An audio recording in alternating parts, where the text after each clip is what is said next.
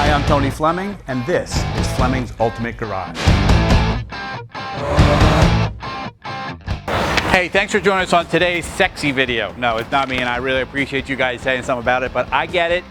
This is what I'm talking about. When this car came out in 1968, not this particular model because it's a 69, but when this car came out in 1968, it took the world by storm. It was styling that nobody had really seen yet, and what they said was that it was designed after a woman. And when we think about that, if you're a woman buying this car, I hope that's okay, but as men, we love the look of a woman, and the way this, and the Coke bottle shape, and all of thisness, right? All of thisness that I don't have. That's why it doesn't make me sexy, and it makes that car sexy, all right?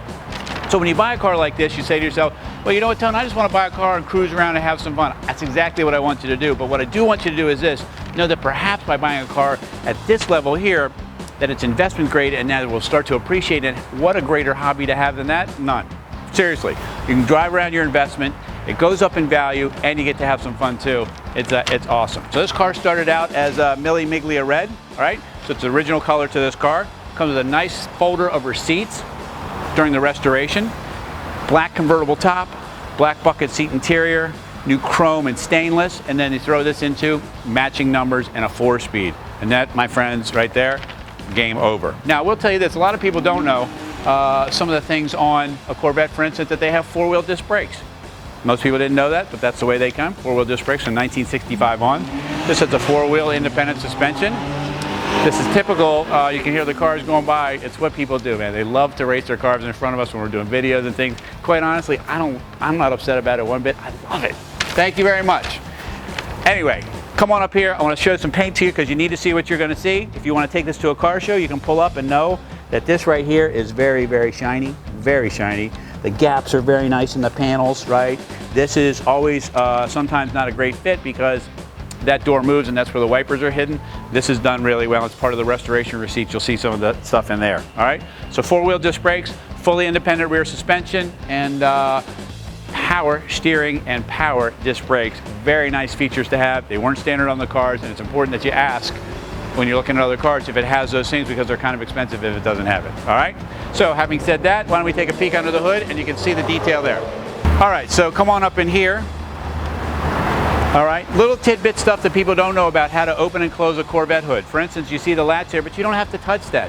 All you do is, boom, okay? One up to lock it, one up to let it down, and now I just had a nice workout.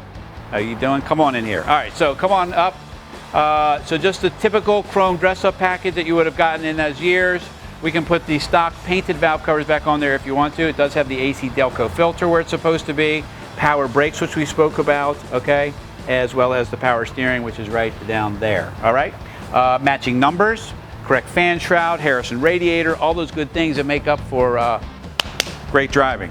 Restored headlight system as well with lines and all the accoutrements that would make that functional too. And so that's some of the stuff that I want you to see so that, like for instance, like the ignition shielding that's here is supposed to be there, like it has the pieces. And the pieces are what makes a difference when you go to a car show and you open the hood and people go, wow, that looks really nice. Well, this is why it looks really nice. One more time. Boom. All right, so this is one of those cars that if we were to remove the Corvette emblem from it, you would know, no matter what it is, even if you drove a Prius, that this is a Corvette. It just has an unmistakable style, and it looks great going down the road. It has a rear spoiler built into it. It has the exaggerated fender flares and wheel arches that are in there. And believe it or not, it has a little bit of storage. So when the top is hidden underneath here, a lot of people don't know that you don't have to get rid of the top. The top folds down, it's tucked away inside, and then when it's time, if you get caught in some rain or whatever, just flip it right back up and you're ready to go. It's an all-season car. I'm hoping that you would drive it even in the wintertime. All right, so come on in here. What I want to show you is some little tiny things. And you say, well, this isn't a big deal. Well, to me, it's a big deal because I know what it takes to get these little things to work. Like, check this out. All right, footwell lighting, key buzzer in, little stuff. That didn't work 2 weeks after this car was new. All right, let you know that you've left the keys in there as well as all the other things that would happen. So what makes Corvette so great is you come up with a 160 mile an hour speedometer, 7,000 RPM tach, full array of gauges from water temperature, battery, oil, of course a fuel gauge, and a working clock. All right, so listen man, the clock, you know, the clocks didn't work a year after these cars were new, and you throw in the footwell lighting that works, the key and buzzer. Those little tiny things are the things that make a really great car. But I would like to do this for you. You know, some people say, well, the 350 is nice, but I'd rather have had a 427 or whatever. No, the 350 is exactly what you need. They were fast back then, right? Fast, all right? This one here comes with receipts for some upgrades as well, so it's even faster than it was. And you don't get the overheating, you don't get the heavy front end, you don't get all those things, and it sounds wonderful when you fire it up.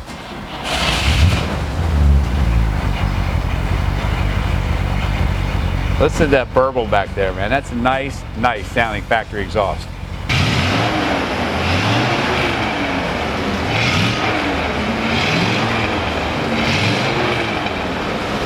You know, I decided to close the video up in this car because I wanted you to visualize you in here and not me, because I'm wrecking the video and I don't want to keep doing that. But the lines of this car, man, and throw in the 4-speed, the matching numbers, great looking paint.